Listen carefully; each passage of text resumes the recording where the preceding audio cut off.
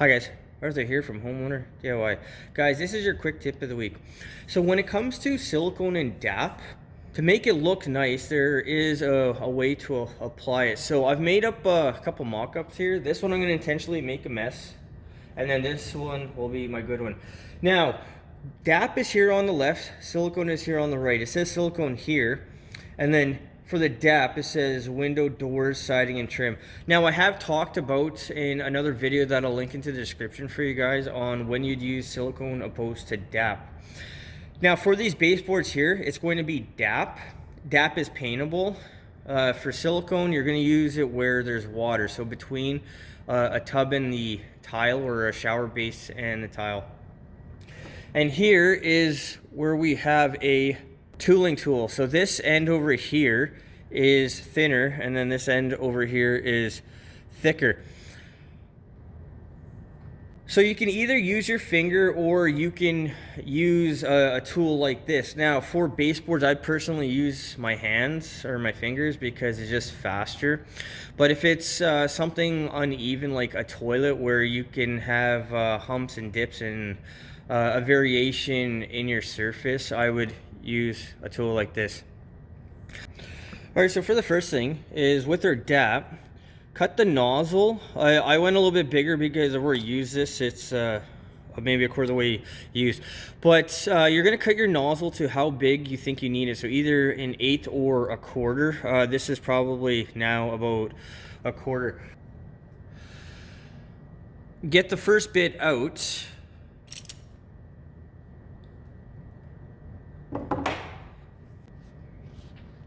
So wipe that off. And I'm going to make an utter mess out of this first one.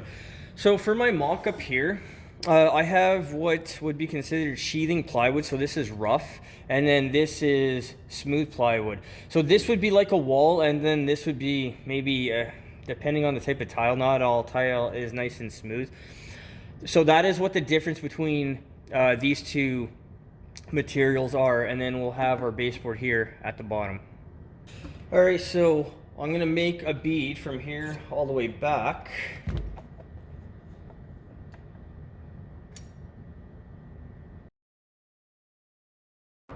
Okay, so we have our big bead, and this is a complete and utter mess. So with our finger,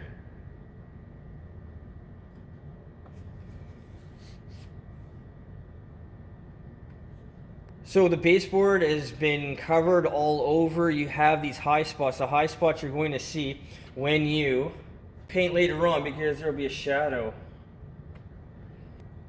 So that is the rough portion, and now what we're going to do is the smooth portion. All right, so for our smooth portion, we'll do it again. So we have a big grotesque bead, and then we'll wipe. And then we'll go back the other way. Okay, so this is a complete and utter mess. This looks absolutely terrible. So with the sheeting plywood that is rougher, you can see how it's, you have a line at the top. To fix this, I mean, it'd be very difficult. I mean, the amount that you've wasted everywhere, it looks horrendous. Besides that, that is how much money we're now throwing away because we made a big mess out of it. All right, so for our sheathing plywood, we will do our bead. So with our finger, now for pressure, there is no pressure, just drag along.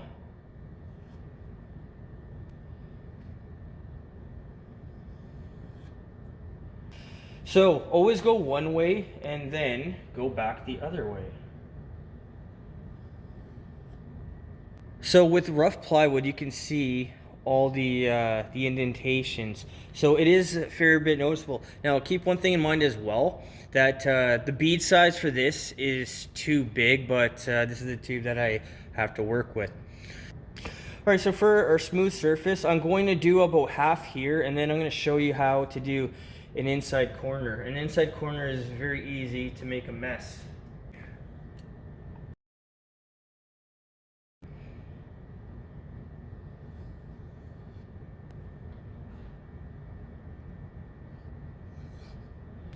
All right, so this is a comparison. This is our rough and then this is our clean. So the indentations, you can see how noticeable it is. And then with our smooth surface over here, you can see how much better it is. All right, so I'm gonna do an inside corner here. So for the inside corner, the trick is that you don't wanna put a bead right in the very corner. You wanna leave a slight gap and then bring it outward. Same thing on the other side. The reason is if you put a bead right in the corner, when you push your finger on, you're going to press it one way, and then when you start from the other side, you're going to press it the other way, and then you're not going to get a nice clean corner. So with our finger, we'll pull away, and once again, we're going to pull it back the other way. And where your finger ends, you'll have a slight ridge. So just make sure that you take out the ridge. And now I'm going to do the other side.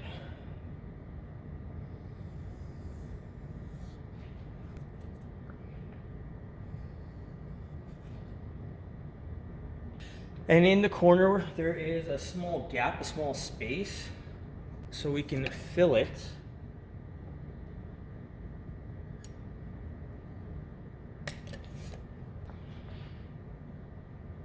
And then do it one more time. All right, so we have a bead that went one way, it went the other way. It's smooth, it looks relatively consistent. Depending on what you're doing, you can also go up. If you're going to go up vertically, then it'll be the same thing. I would say start from the bottom, leave a slight gap, go up, and then run your finger up, run your finger down gently, and remove the excess. So this is how much is being removed from our clean one. All right, so we have our hideous mess that you can see the bead all over. Here again, same thing, that it's a bead all over. And then up top here, you see how much better it looks for the rough and for the smooth. So guys, when it comes to tooling DAP or silicone, it is easier to add a little bit more than take off too much. This is what I was told, and ever since I was told this a long time ago, I mean, my DAP job looks pretty good in my opinion, and I don't get complaints from other people. Guys, that is your quick tip of the week.